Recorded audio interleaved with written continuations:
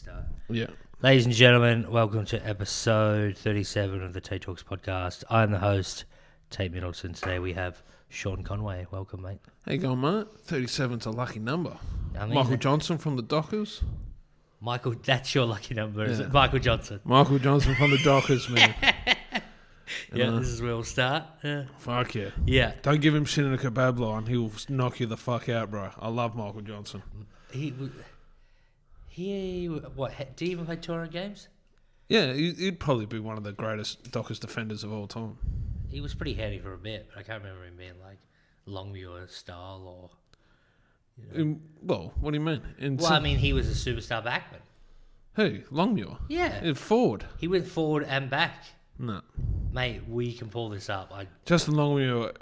was definitely at the end of his career. He definitely played on Cameron Mooney because I remember Cameron. If it was probably like the old flooding tactic where they put all the forwards into the back line. No, yeah, he definitely. I don't end ever. of his career. I don't ever remember. Because who? Cameron Mooney, Geelong. Yeah, but that might have just been a height thing as well because the Dockers had a lot of small defenders, and Michael Johnson might have been injured. He was a good defender. Unless there's some other white from the guy. one game you saw him play on, go he fuck was. yourself. Yeah, he was a forward. We have to edit this shit out, right? He's sassing me at the start. Well, you're an interesting cat. You're a comedian, stevedore, podcaster. Interesting cat. What's this jive talk? Yeah, we were talking about that New Jack wrestler. Now it's you all need to got put me a deeper hyped voice up. so you sound like the Wolfman from coming at you. Oh! I need to get some like sound effects to do like a board shit. Let's start with your job. What you're currently doing, your day job, I should say. Yeah. Stevedore at the Wharf. Yeah. What the fuck is that? I don't really want to talk about that, man. Okay, thank you so much. Next week we have Michael Johnson. No, it's just it's a job. You know, I know a job. Yeah. Yeah, so it's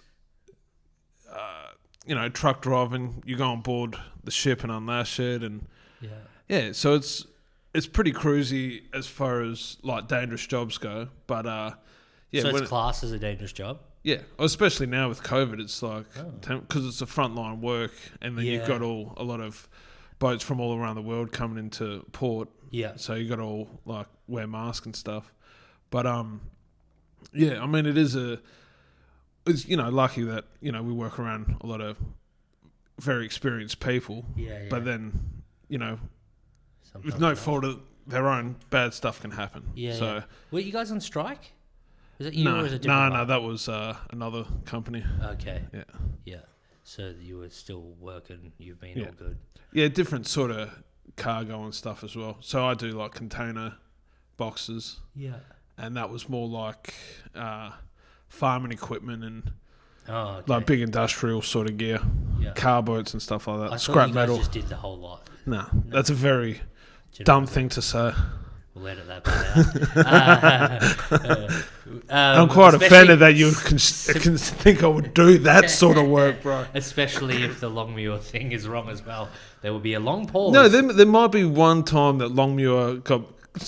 Paul Meadows played down back for one game because the small forward was killing us. But, it doesn't... I'm telling you, Longmuir definitely played in the back. Are you not talking about Pavlich? No, I know Pavlich got all Australian on every ball, every line. But I'm sure that Longmuir... I'll tell you what, if you ask any Fremantle supporter what position did Justin Longmuir play, none of them will say backman. I remember he beat the Saints. It was a ruck forward. Yeah. With that kick after the siren. Yeah. That was a good one. Anyway, let's go off. Well, Justin Longmuir used to live in... because he's from a country town, and he's family friends with... There's a good backman there too. Yeah. No, but he was good family friends with our good family friend. So when he got drafted to the Dockers, my mate's dad converted his... And we're talking like a lawnmower shed in like a small apartment house. Yeah. And they've decked that out into like a granny flat. And that's where Justin Longmuir lived in like the first couple of years of his life, was in my mate's back shed. Jeez. I don't know if they wanted me putting that out there. It's hobo Justin Longmuir. Yeah, hobo. He's the coach. Hey, he's humble, man. He's a humble farm kid. Yeah, that's sick. Yeah. Yeah, great backman. Loved him. Dude, I'm going to throw this fucking computer at your face if you ever call him a backman again. One of the best. No, actually, I think he was a backman coach for Collingwood. Dude, maybe that's where I got it muddled up. Yeah. In my mind, for some reason, the later part of his career, I know he was definitely forward because he used to take Troy Longmuir hangers. might have been. Oh, shit. Troy Longmuir, his brother, who was a versatile position player. All right, that's probably it. Yeah. All right, take everything Same sort back. of build, but a bit more like,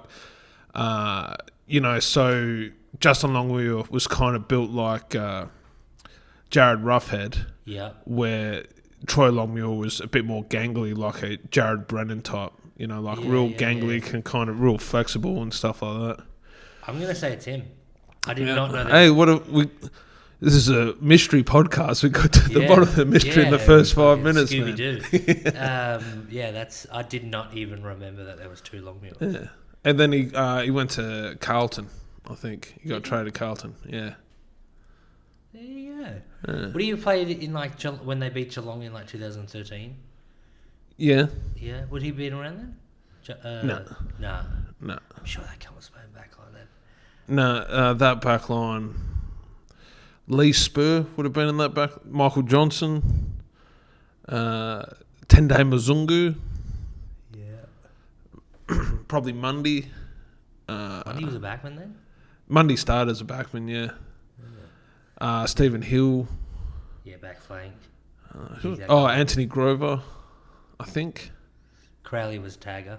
Yeah. That piece of shit. I was We saw Crowley the other week at the Federal, actually. Is he a fat dude? Nah, he's ripped now, and he was so happy and jovial. These this big group of young kids came in doing a pub crawl, and they were straight away, we were sitting there just hey, that's fucking Garrick Ibbotson and fucking... Oh, Garrick. Oh, he's another backman. Yeah. He would have been in that, back line. And it was fucking, what's his name? He's the company we're just talking about.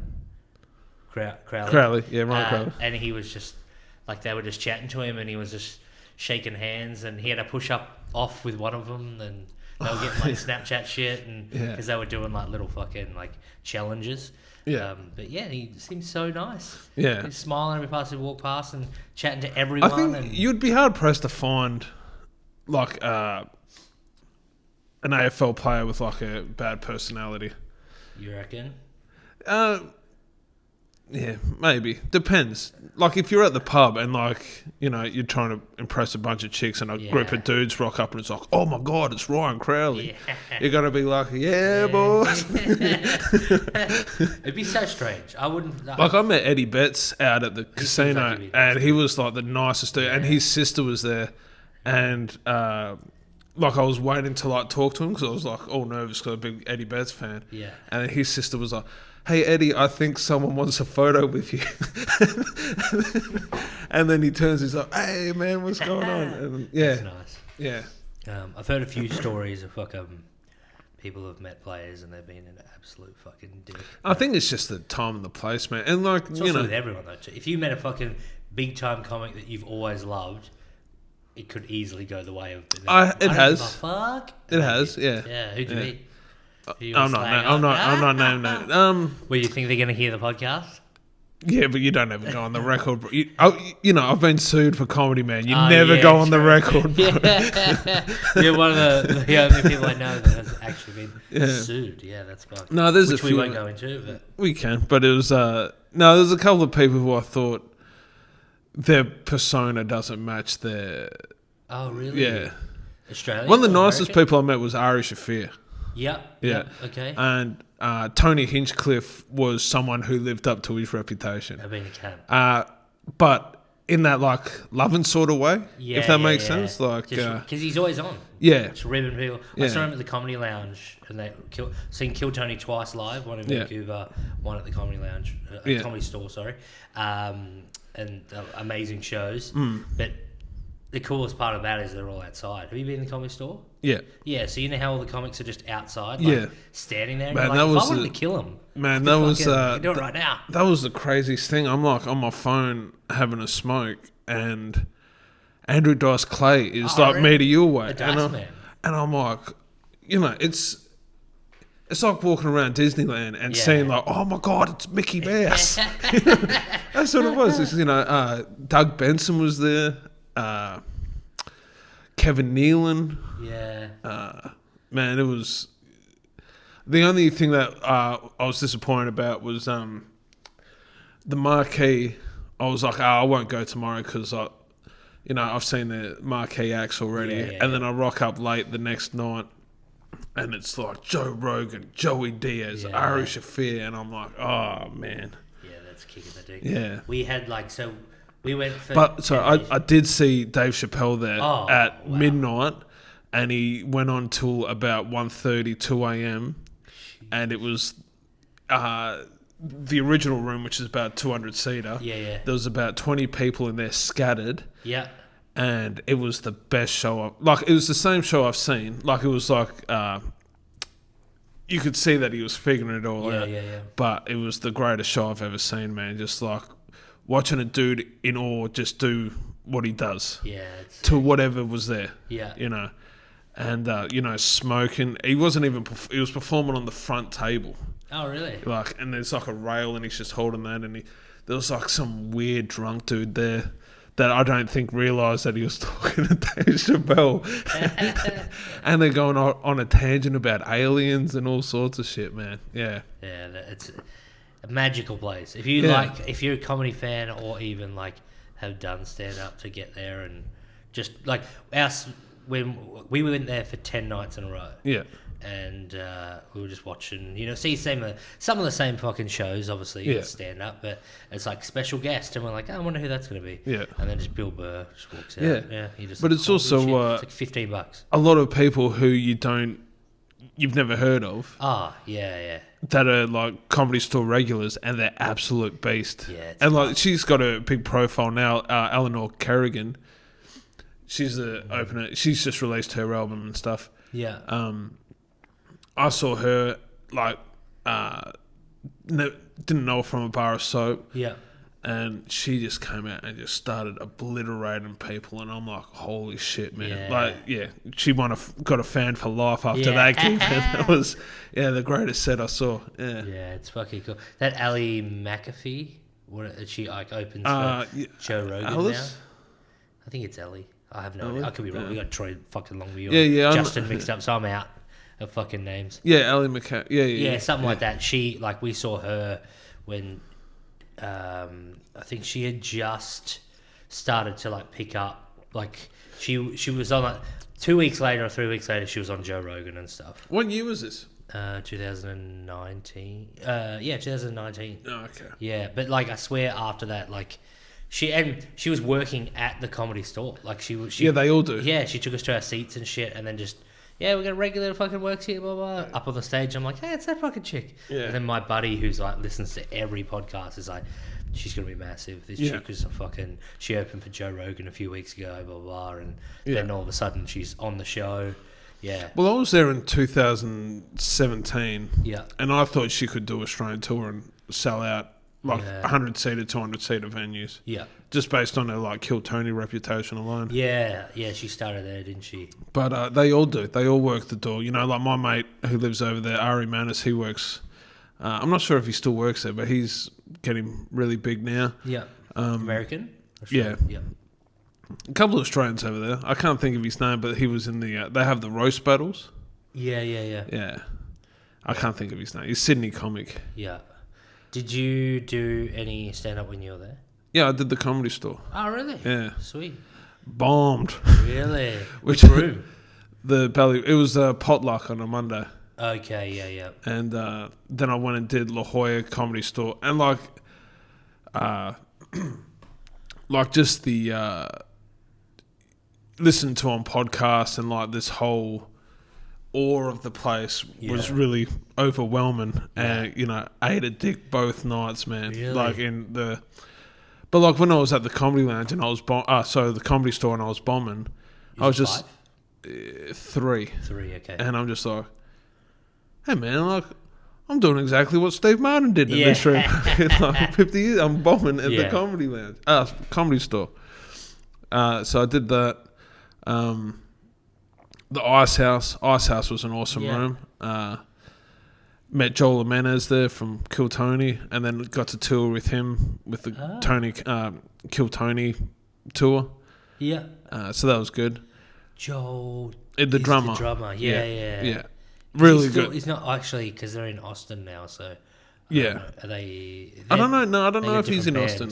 No, I think he's still in LA. Yeah, different band. I think they're waiting to. Yeah. Well, that's what I want to do is go over there for Skankfest when the borders open up. That looks like the best show.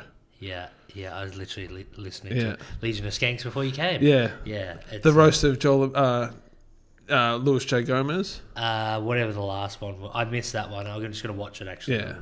Because they filmed the whole thing. Oh, man, there was some very, very dark jokes in the roast of Louis J. Gomez. I would like to see Lewis's rebuttals at the end, because he doesn't give a fuck on a good day. And when it's a roast, I assume he would have went twice as hard.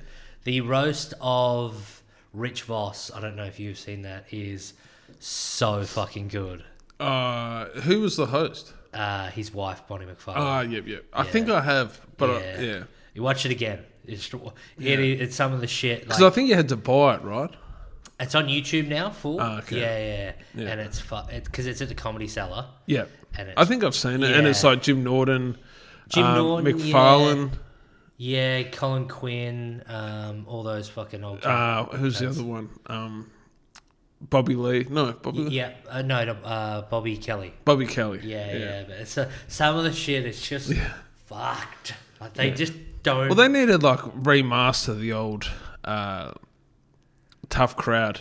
Yeah. That's Colin Quinn, wasn't it? Yeah. That show lasted like 2 seasons, I think. Probably. Yeah. But I remember watching that as a kid in on Comedy Central. Yeah.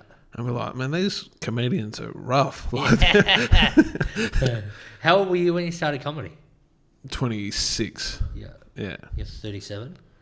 36. 36. So next year will be 10 years. Yeah. Okay. Yeah. Sweet. What about you? 2014, but had many layoffs. Why? Laziness. So you couldn't send an email and go, what, you were living in Melbourne at the time? What, when I went to the Comedy Lounge? Where were we talking about? Where you were gigging? So yeah, I've gigged. I've always gigged. So like I just averaged about 6 a year. Yeah. I have the most gigs I've ever done has been the last... You ever thought about just slowing it down a bit? 6 a year. Ooh. I know, head spinning. I think I've done 20... You got to burn out with that sort of stuff. Yeah, it's crazy. So I've been here for 6 months. I think. What's the date today? I've been here 7 months today, and I've done 23 gigs in my... That's so the most I've ever done has been this year in Perth, which has been fun. It's been fantastic. And then you're going to move back to Melbourne and go back to sixes. Yeah, probably. Yeah, I want to do my own gigs and stuff. So hopefully, cricket clubs, footy clubs, will make a bit of coin and do longer shit. I think I'm going to try and do the Melbourne International Comedy Festival, but a split show with a couple of mates. Who?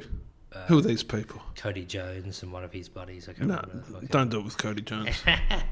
I've heard bad things about him. Yeah, really? Yeah, goes around saying Justin Longmuir was a backman. What a fucking idiot, am I right?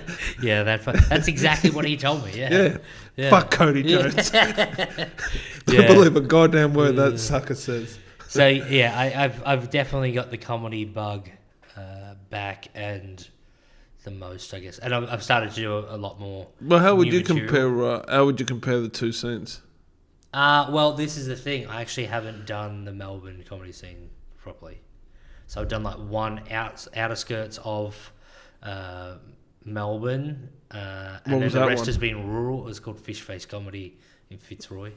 Or Footscray, actually. Well, that's still kind of Melbourne. Yeah, no, it's classed as Melbourne, but I've done only one gig there, and then the rest have been rural, or I've put on my own. Do you ever do Bendigo? I've done Bendigo a fair few times. Yeah, that's... Cody Jones. Oh, yeah? He literally runs the scene. Him and his buddies, Sean and Ash. Oh, yeah, because that's where Mum's side of the family's all from Bendigo. Okay. Yeah. Yeah, so when I had got back from... The Shamrock? Yes, Shamrock and Gold Dust and all that type of stuff, yeah. It's that's where I spent like a lot of my childhood was in Bendigo, yeah, because Nan and Pop had the farm out there. Yeah.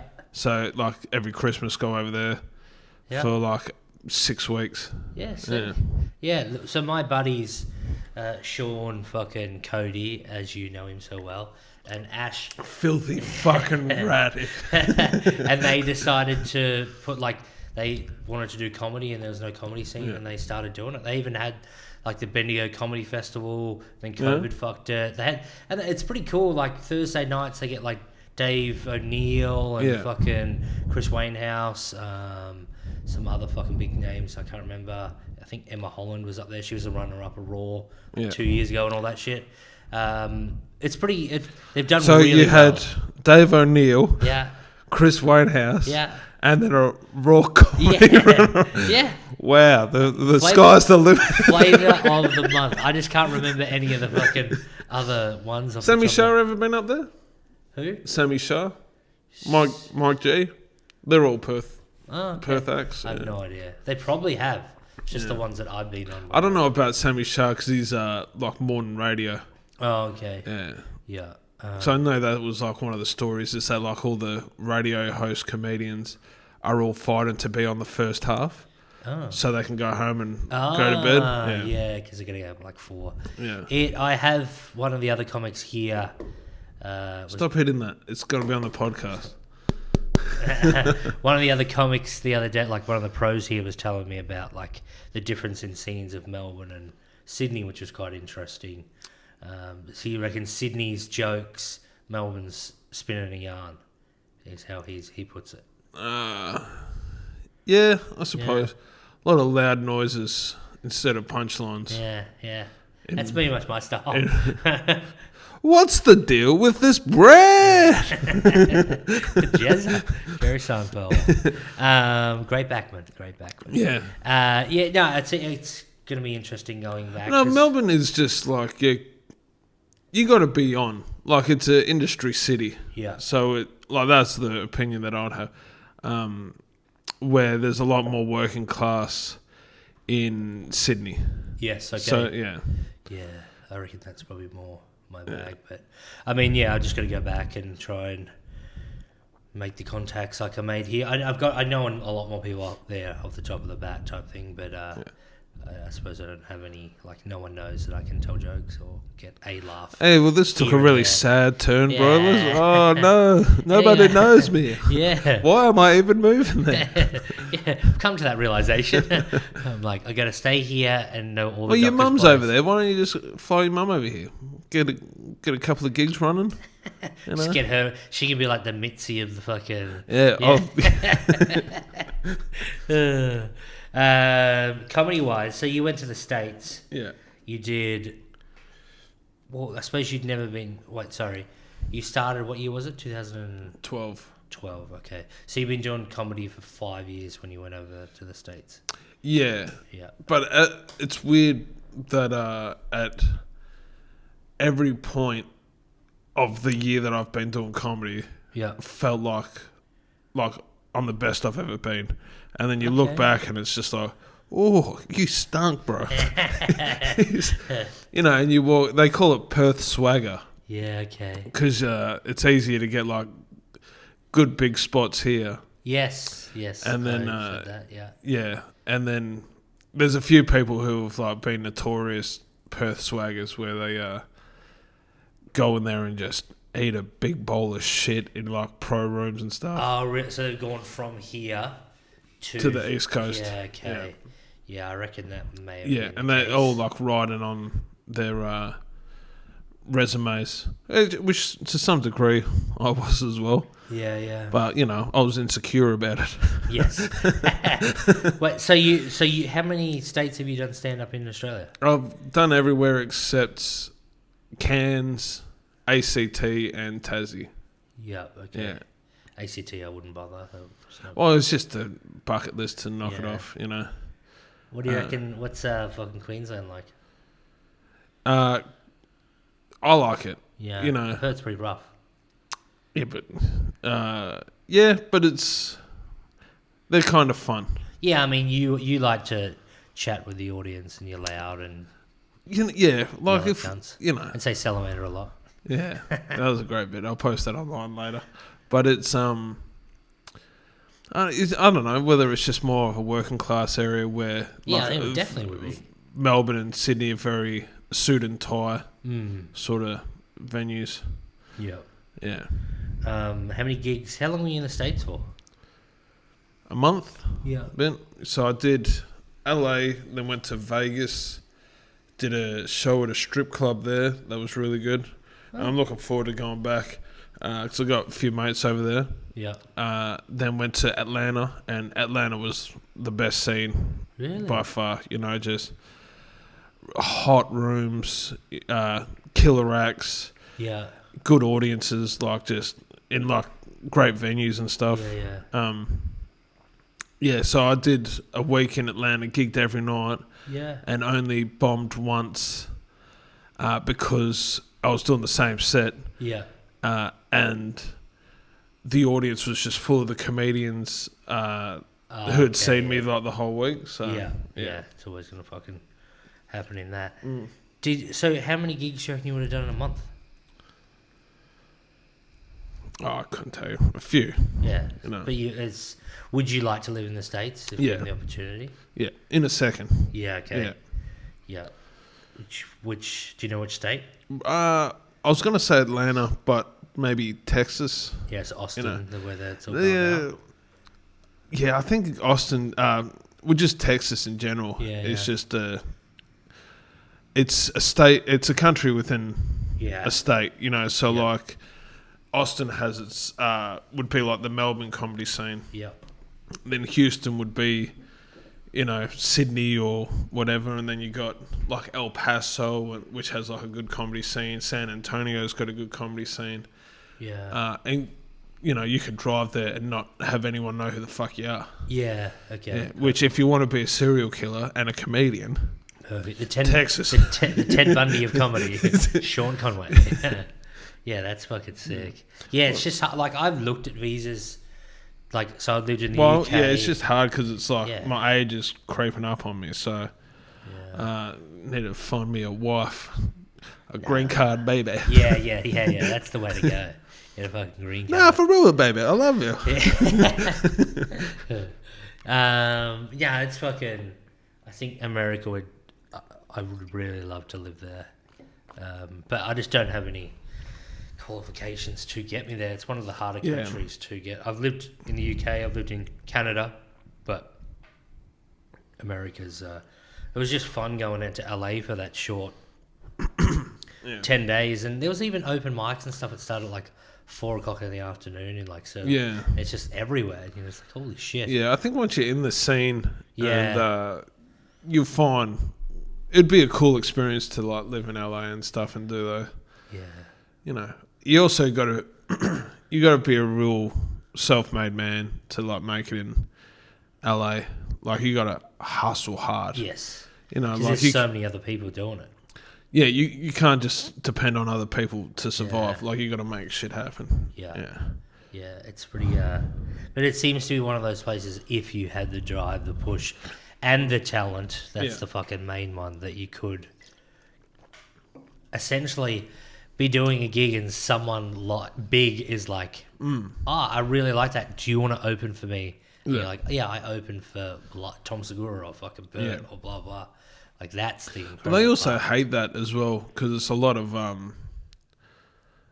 some of the stories I've heard is like a lot of climbers. Yeah. Where they like, so you're a big name. It's like, hey man, do you need like an opener? Yeah. Okay. And I'm like, fuck it, I'm just sitting here. Yeah. Having a beer. Like, fuck off. Yeah, you need to be asked, or at least get in. Well, that's kind of what I've always preferred to be asked. Yes. The only time I've ever asked to open for anyone was Mankind.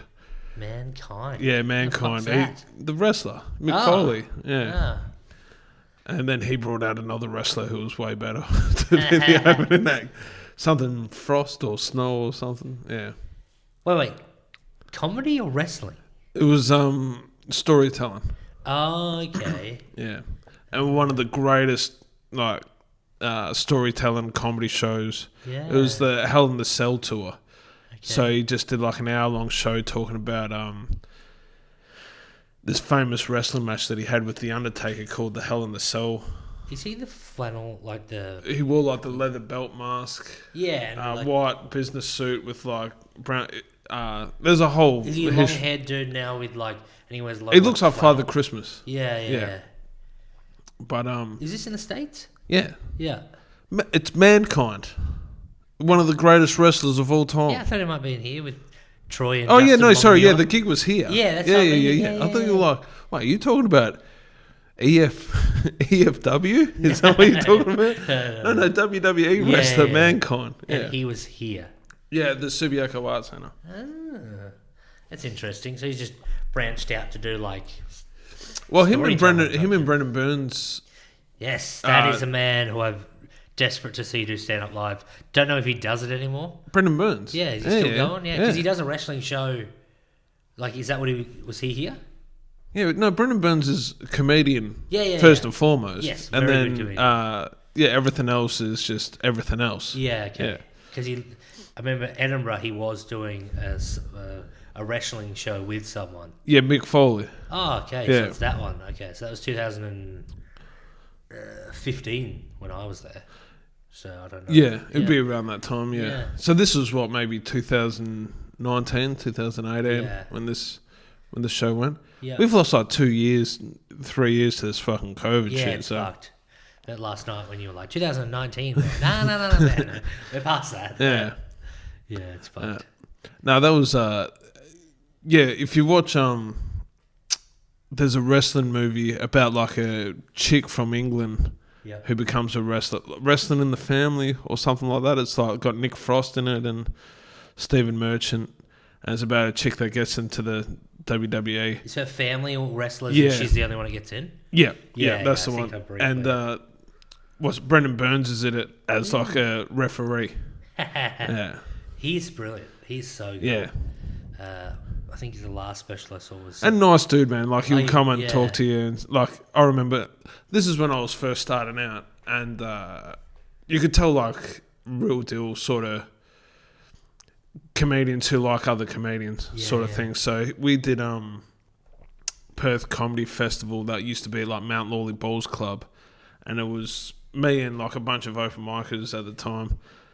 And, Brendan Burns was like, hey, guys, do you mind if I come join you? And everyone was like... Yeah, you can come join us. Yeah, sure. And he's just joking with us and shit. And like, Doug Stanhope was the same when I met Doug Stanhope. Yeah, that's nice. Just one of the most personal people. Yeah, you can talking about gridiron and stuff like that. Yeah, I reckon if you were in his little, where's that place he lives? Something. Arizona. Yeah, he's like the mayor of Bisbee. Yeah, and they I reckon if you were literally in that town and you're like, hey man, I'm passing by, do you want to get a beer? He would probably like come to my house and have a beer. Like I think it's one of those places where it wouldn't be hard to find it. Yeah. But I think he used to put his address out there, and people like Super Bowl like shit. No, but people would rock up to his house, like. At all random times of the day, and he'd be like, I got to... Oh, she was lovely. Yeah. Did she do some bad coke and her brain exploded once? I'm not sure what happened. But she, like, when... I don't know what that side of the story is, but, like, the bingo I met was, like, real nice, personable sort of person, really nice. But I opened for him at... It's Freo Social now, but it was whatever it used to be called. And my show went all right, but he did back-to-back, and Sean Choice opened for him the other night, the next night, and they had like a heavily disabled dude in the crowd, like, instead of laughing, he's like gargling sort of thing. Yeah. And it like made this huge tension in the fucking place. Yeah. And, Sean, smashed it out. Yeah. Ben Sutton smashed it out, and then but there was still this weird vibe of this heavily disabled dude, and Doug Stanhope came out and were like just addressed it. Went on this like 10-minute spiel about like, like we all know you're in there, man. Like it's all good. It's like Bingo used to work with him, and it told all these stories and stuff, and then like the whole audience like kind of relaxed about it. And then he goes, he had a bit about soldiers getting their heads cut off in like Afghanistan. And this heavily disabled dude's like laughing and gargling like, and he's like, that's what it sounds like when they get and the room just erupted, and it was the greatest piece of improv I've ever fucking seen, man. That was the night he went after a Perth comic who posted his set list online. Yeah, that was a whole nother story, because this was when the next night, and I'd opened it for him the night before, and he goes, have you guys heard of this cunt, this fucking Jeff, whatever?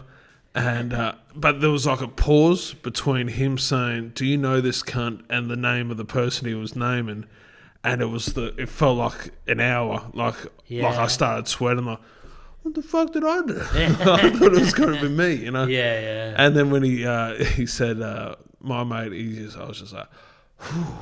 Yeah. So what? So he posted the set list, and it was kind of, he made the mistake of like tagging him in it, but the whole point that he was trying to do was like, so these are the like, just to like the open micers in Perth, like this is the sort of topics that like a legend is like touching on.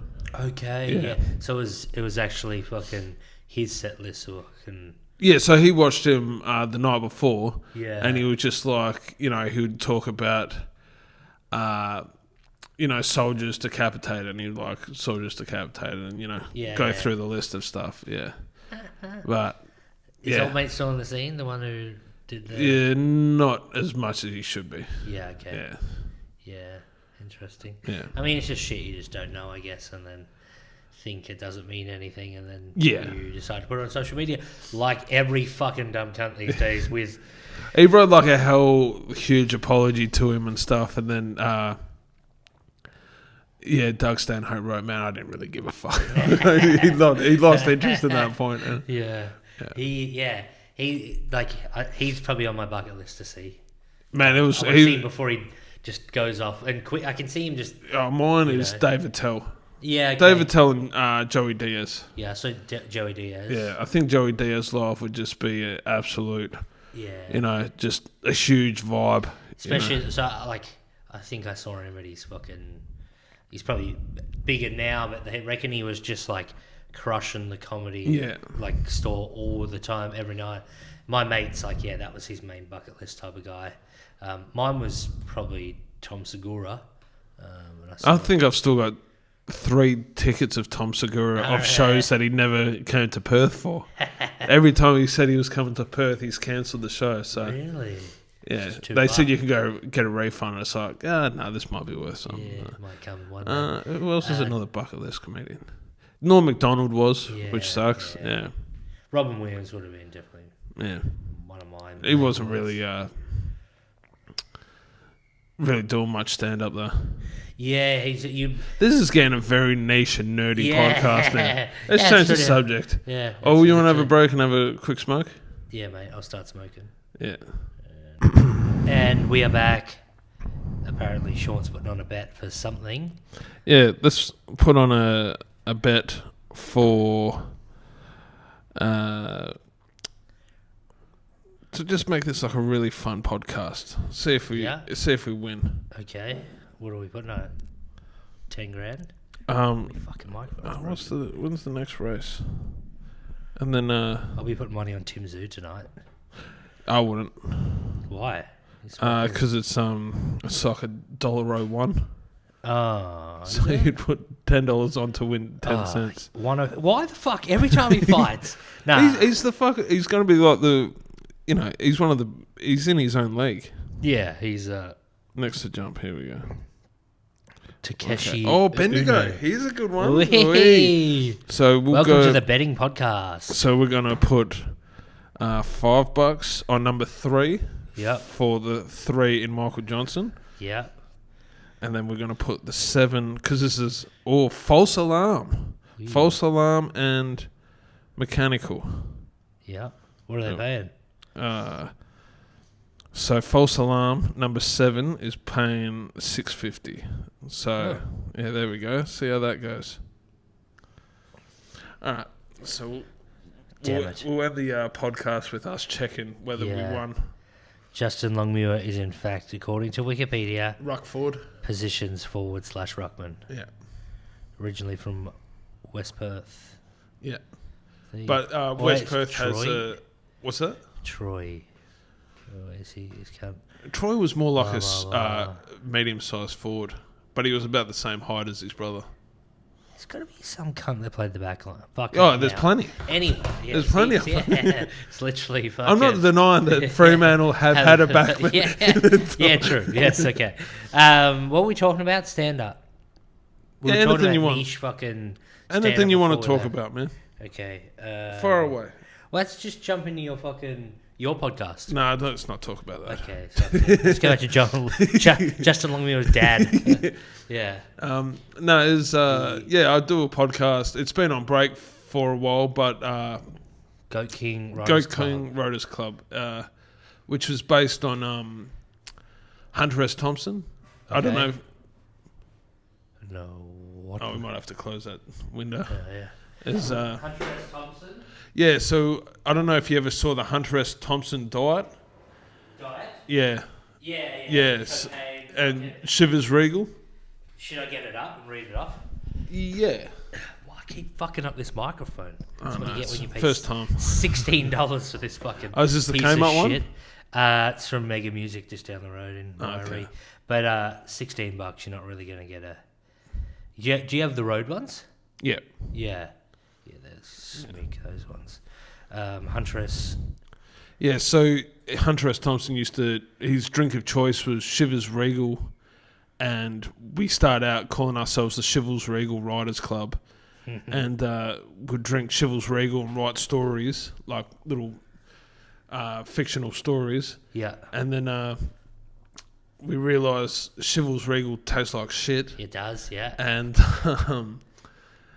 we also probably would have faced, being sued if we blew up. Yes. Having the Shivers Regal Writers Club. So Shivers is a female goat, and Regal is like a king.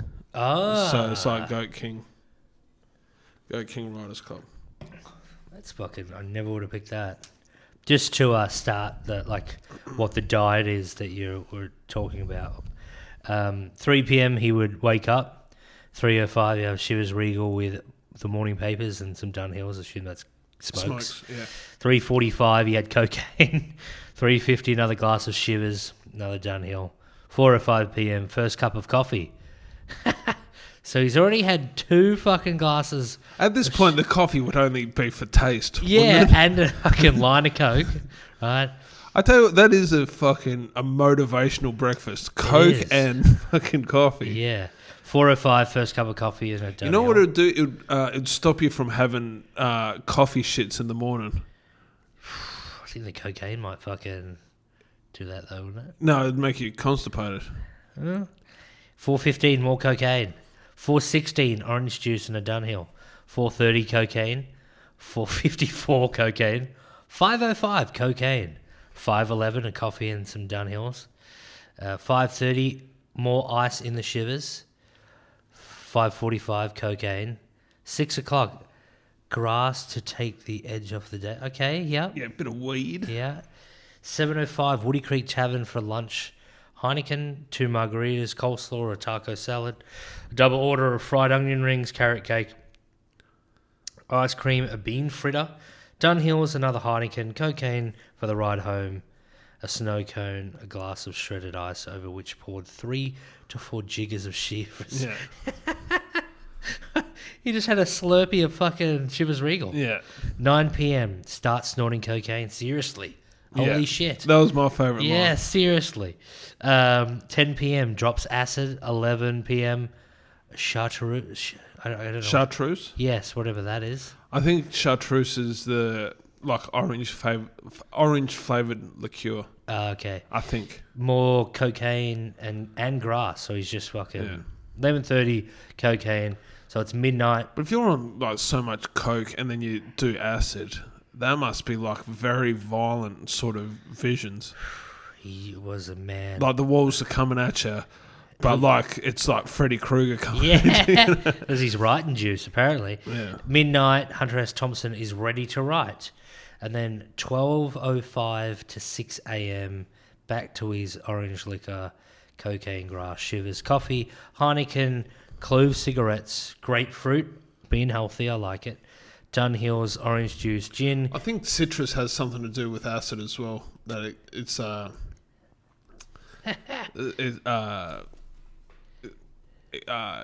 what's the word? Kind of advances advances the experience. Exacerbates. Yeah.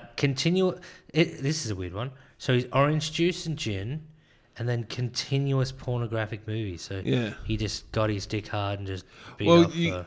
when you're that full of coke, you know, you're going to be beating your dick for a while. So when true. 6 a.m.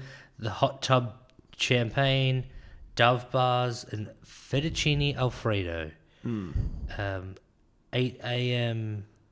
halcyon, whatever is that sort of sleeping tablet? Maybe? Yeah, I think so. And then 8:20 sleep, and then repeat. Yeah.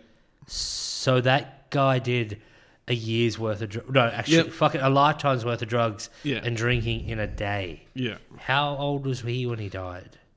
Let's have a look. Hunter S. Thompson. He killed himself. Oh yeah, true. All right. Well, But when you're doing that much shit, you get I think it's called coke psychosis. Okay. And it was what killed Freddie Prinze. Freddie Prinze was doing Quaaludes and copious amounts of cocaine, where he was just starting to lose it. You know, thinking the government was after him because he knew who killed JFK and all sorts of things, and ended up taking his own life. Yeah.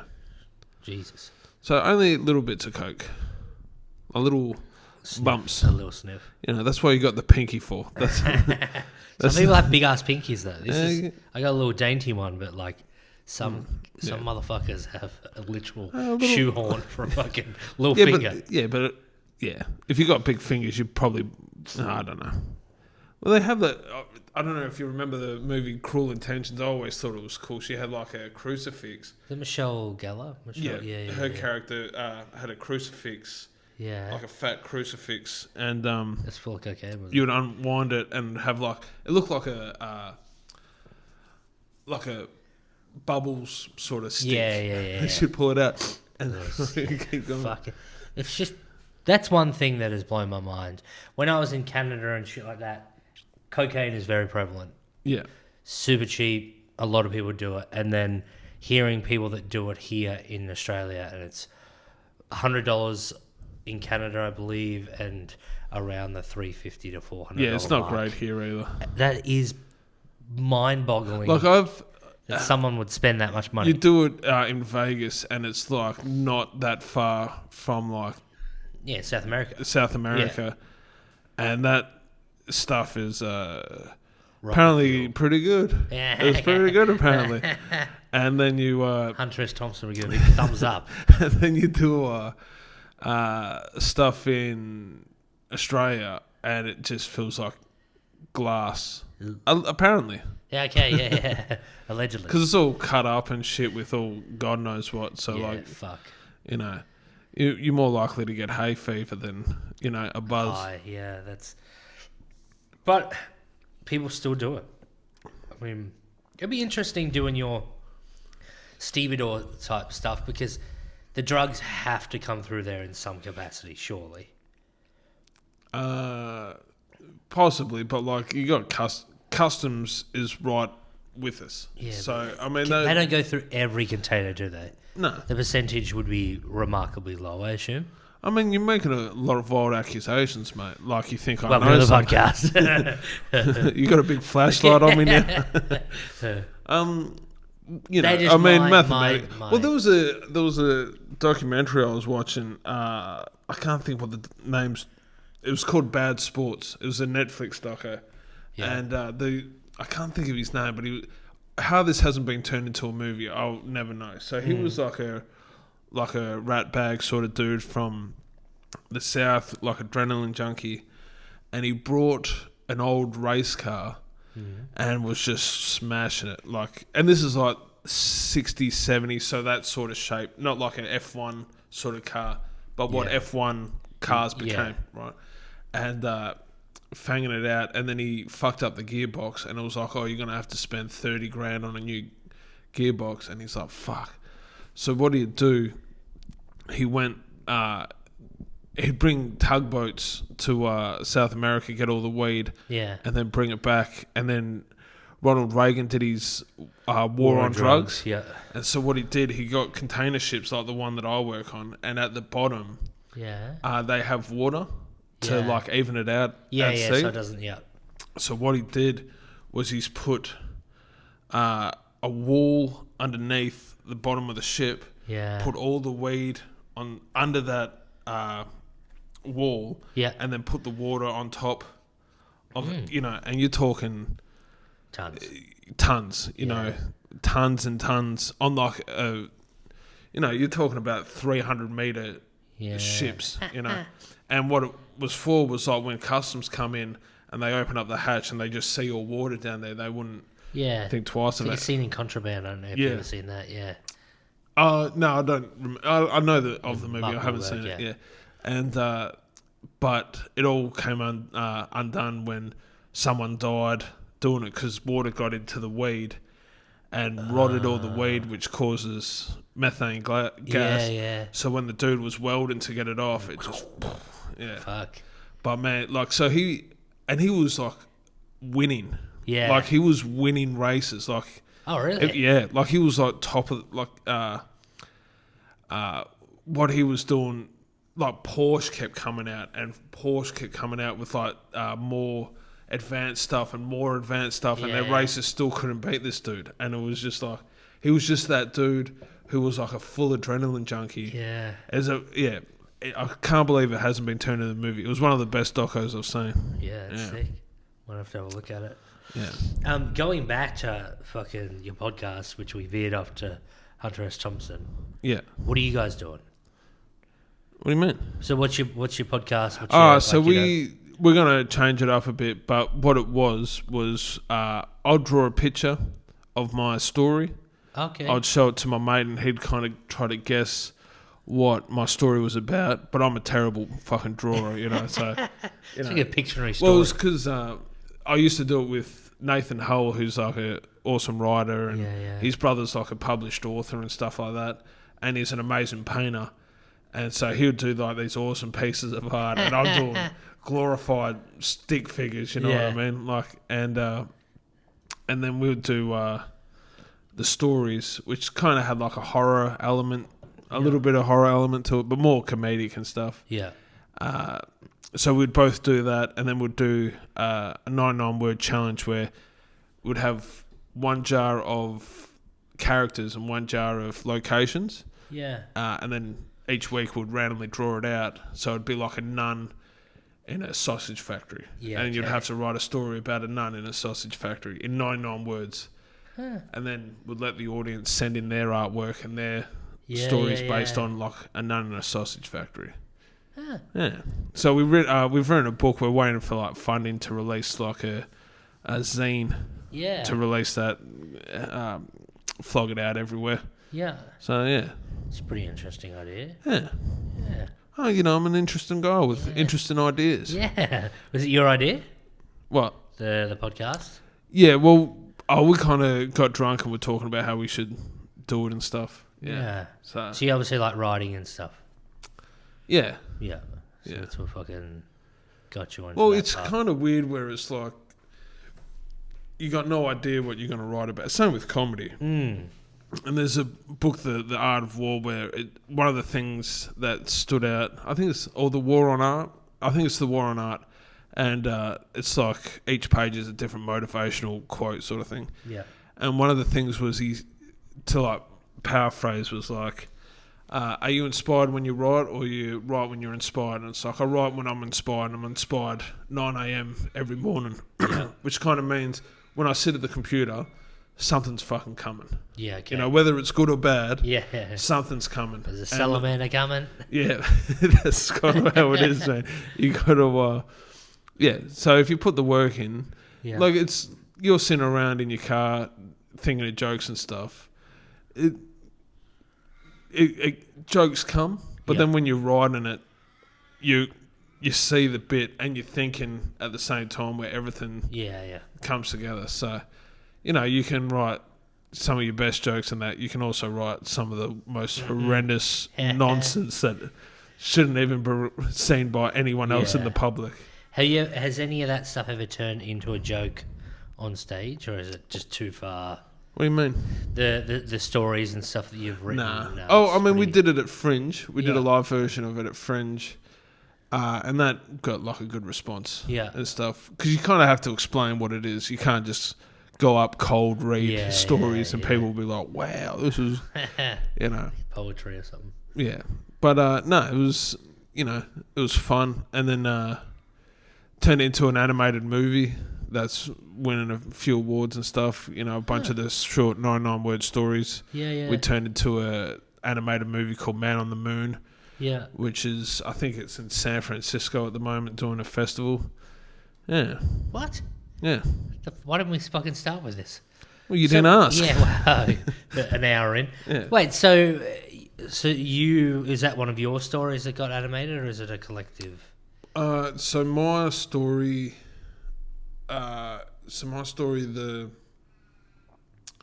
pilot in the backwoods got animated. Yeah. Scientists in a War Zone was Hull's story that got animated, and then Fisherman in a Time Machine got animated. Who's animating them? A guy called Oliver Jackson, a mate of ours in the UK. Yeah. So he smashes. It's all black and white to I kind of wanted that Twilight Zone vibe. Yeah. But I think a lot of people watch it and it's like, these guys just couldn't be bothered putting colour in it. And it's like, that's not how it is. But so we've done that. We're working on another animation called Here's Tommy. Yeah. Which is a little kid who uses supernatural elements to like improve his life. Yeah. And so that's going to be like a 4-episode run when that's done. So ideally, is that something you want to get into, like that side of animation type shows? Not necessarily animation, just something more kooky sort of comedy. Yeah. Okay. Where it's kind of like that kind of niche where it's kind of like you either get it or you don't. Yeah, and if you don't get it, then I'm not going to lose sleep over it. You know what I mean? So would you like to do stand-up as your primary? Yeah. Yeah. What, you mean going on stage for an hour and then not... I got 23 hours of the day to myself. Yeah, I'm pretty... Yeah, that'd be nice. Making the same amount of money as I would break my back on the Wharf. Yeah. Yeah, that'd be pretty fucking nice. But it's just... Coming in, having conversations like this, mate, it's fun. Yeah. And then just going off and doing a little bit of stand-up and then doing a random shit. Yeah. Yeah, it's the dream. That is the fucking dream. Is this race? Was that when was? Well, this is taking a dark turn. What do you want to talk about, race? If we've won. What? the race. Oh, the race. Yeah, fucking idiot. I thought you were talking. Fuck, this took a real political. This took a real racist. Yep, we won. Whoa, Jesus. We won on the favourite. Yeah. What was the favourite? So I'll put $10 in. $5 on the winner and $5 on false alarm. Yep. So I put $10 on and I've won $7.75. So I mean we kind of won. I mean that's petrol to my house. Yeah, but we kind of lost $2. I mean you did. You put the money on it, so I'm just here for the ride. Yeah. Pretty much. Now now we got to do what all gamblers do and try to win back that money. Yeah, shit, yeah. I put like a 20. I had 30 cents in my account, right? And I put like I think it was 18 leg multi. Yeah. On snooker, but they were all paying like $1.05, $1. Yeah. And I got it, and I won like $58 off like 30 cents. Fuck. Yeah, but I was like, if I put on fucking $1, it's like, fuck. Yeah, the only thing I had similar was during, I think it was Beijing Olympics. Yeah. And because I used to play like state level water polo as a kid. Really? Where it's state level, like waffle. Yeah. But water polo. Yeah, but like the reserve team. Like, Okay. I was pretty good, but I wasn't really, really good. That is a terrifying sport. Like, I watch the Olympics and they drown in each other, grabbing each other's dicks, fucking. Yeah, so there used to be a story during the Olympics. I think it was Hungary and maybe Poland, and they'd just been at war with each other, and they played each other in water polo, and they reckon they jumped into the water and it was blue, and then when they left it was like blood red. Yeah, like they just went after each other, man. Yeah, that's terrifying. And this is like before caps, like because the ball, you wear the caps on the so side of your your ears don't head. get ripped off. Yeah. Yeah, it's fucked. It doesn't look like a fun sport. Oh, it's a fun sport. You're incredibly fit. Well, I was always a good swimmer. Yeah. So like, it's the same as I'd be terrible at it if it was a running sport. Let's just put it that way. But no, it was fun. Yeah. But yeah, I put on during the Beijing Olympics. I like a weird smugness where it's like, I know water polo. I just put all the money on the favourite for like a 10-leg win, and it came up, and I think I put like $5 and won 1,000. Fuck. And I was like, yeah, that's right. I know water polo. And then I tried doing it again, and it's never come up again. Yeah. I put on a bet of like this virtual golf one. And I don't know anything about it. I literally just I put on all the favourites. Yeah. You know how much I would have won? $2 million. On all the favourites? Yeah. And it was fucking huge. It was huge. But the favourites were like $2, all that shit. Yeah, that's rough. Yeah. So I was like, well, clearly they're not the favourites for the $2. They don't know who's going to win. Yeah. But the other card would be like $3. It's like a boxing match where it's like each fighter's paying like $1.60. Yeah, and you're like, someone's getting knocked out. Yeah. And it was fucking, but I reckon 90% of them, the favourites lost. Yeah. Yeah, so I was just like, what the... I was just hoping I woke up the next morning, had $2 million in my sports bet account. It was really insane. No, there was the same with... I don't know the logic, but when I was in year 10 or year 11, Bank West had a tipping competition. Oh, yeah. And it was like $10,000 if you came first, $5,000 if you came second, $2,500 if you came third, or $50 gift voucher if you came last. So I was trying to come last. Oh, really?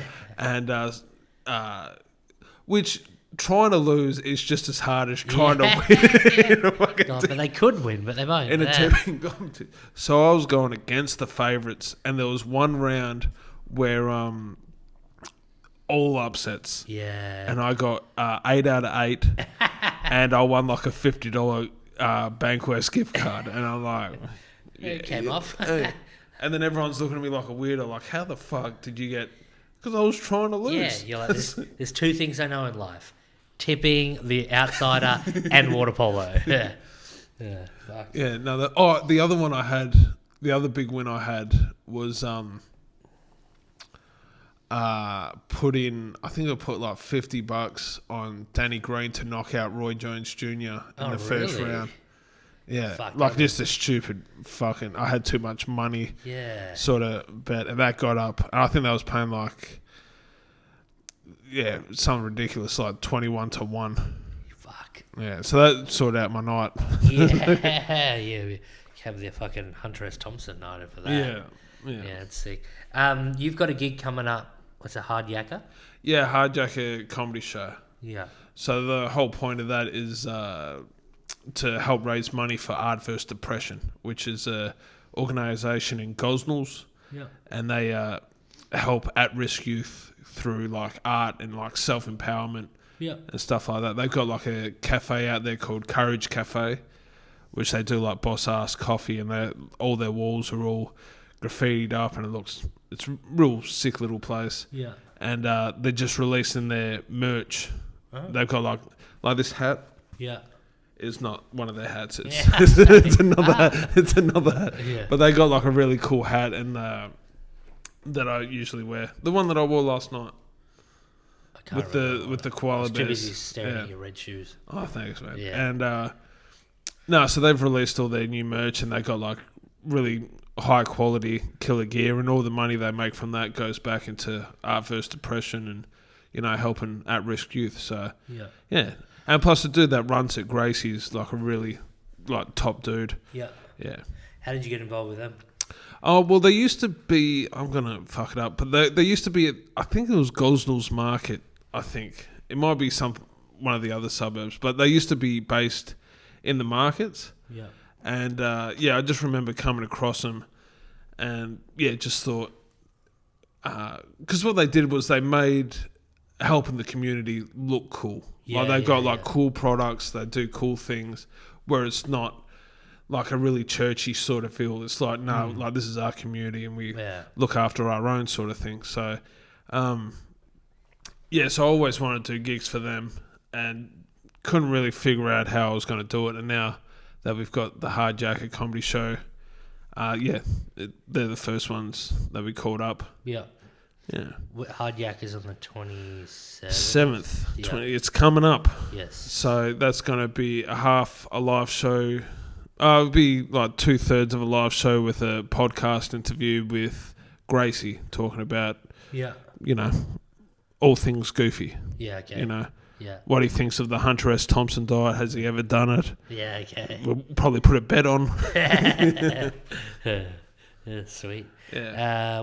So 27th. Yeah, I think tickets are like rolling out pretty quick. So if you're keen to go, it's $25 a ticket, and 100% of the door goes to support art versus depression.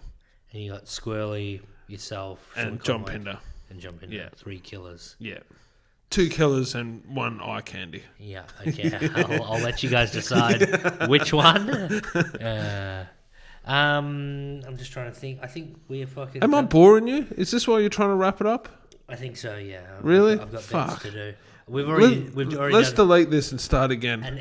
We've done an hour and 10 minutes. Yeah. Already. How long did you have those open micers on for? I want double their time because I've got twice the experience. Yeah, that's about it. Yeah, 40 minutes. You're getting close. Yeah. I think we're going to wrap it up. I think that's it. Oh. Can we cut this out and like go back? I don't want to be like begging to stay on the podcast. No, I'm going to play it at the start of every podcast. I'm like, this is how they all should end. Thank you so much for coming on, mate. No, anytime, man. Very handy. Send me the links and I'll get everything on for your upcoming shows. And let's plug fucking... So where will we find your podcast?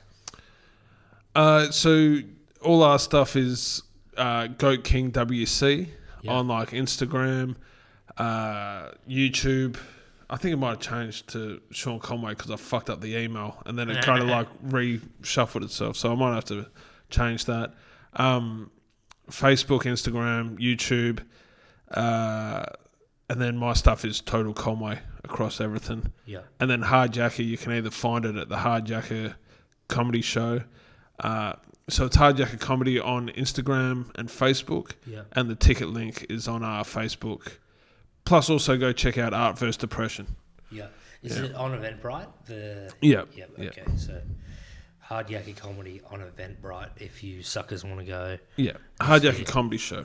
Hard Jacker Comedy Show and see a great fucking show. We'll be back sometime with some sort of fucking other person on the podcast. That's a great way to end the show.